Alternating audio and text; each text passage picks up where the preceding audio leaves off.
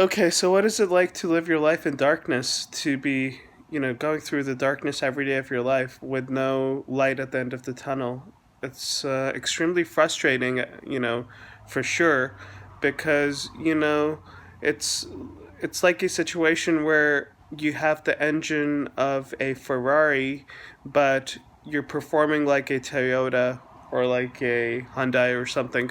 So no one knows, even you don't know why you're performing suboptimally. You don't know why you're underperforming. You don't know why you're not performing to the best of your abilities.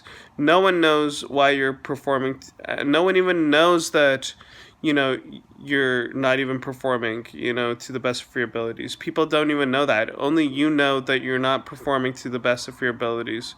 So it's extremely frustrating because you can't figure this stuff out on your own, and no one even seems to like understand or care that you might be doing poorly in life. So it's extremely frustrating because it can really have a toll on you, living like this, living in a way where you're not performing to the best of your abilities. You can do so much better. So there's this constant darkness in your life, constant darkness with no light at the end of the tunnel, and you don't know where to go. You're just living for the hell of it, for the sake of it, and it's just, I don't know. So to judge where your life is going, I look at three dimensions. I look at the first dimension, which is, your personal life. How are you doing in your personal life with your loved one, as well as your parents, your siblings, and, the people close to you? The second one is your professional relationships. How are you doing at work? Are you able to progress well at work, or do you feel like you're not performing to the best of your abilities? The third one is your social interactions. How do you interact with the rest of the world, which would mean your acquaintances, your extended family, people, outside of work. How do you interact with people? Are you an interactive person, or do you cut people out from your life?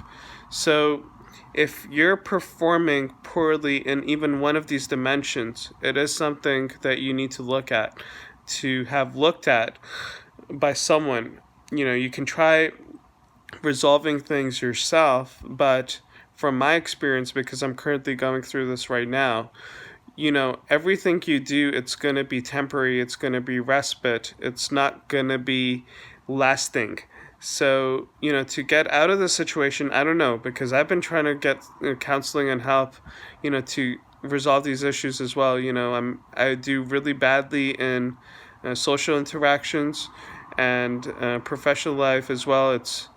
I'm not performing optimally. I know I can do so much better, but there's paranoia and lack of trust, and on my end, and so it's not a pleasant situation because you can be doing so much better, but you're not, and it's just frustrating, and it's just it's so bad going through this, through, trauma and pain doesn't need to be physical pain either. It can be emotional pain, mental, scars in your mind.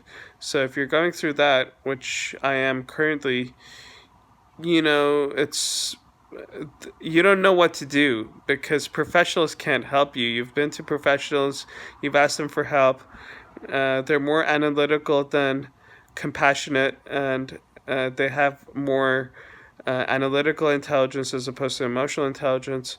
So I've had those experiences where I haven't had anything lasting, and I've come to, I've tried to resolve things on my own, and I fight this battle every day. I fight the battle in my mind every day, and the way I feel, it's so much more intense than anyone can even imagine. If I started expressing, what I'm expressing in this video, if I started expressing this to the outside world, they would be shocked because what I feel so much more intensely than someone can even comprehend.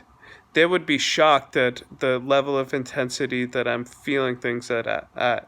So, but intensity is not bad. It's actually good. It's something that, again, I mentioned in my other video. Sensitivity and emotions are something that keep us alive.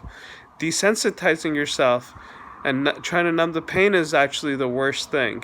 So always be aware of, the pain and your sensitivities, because it's the only thing that keeps us going to try to improve ourselves, to improve the situation we're in, and not to give up, to fight on, to battle. So if you guys ever feel like, you're just not living life the way it's supposed to be lived, just remember you're not on your own.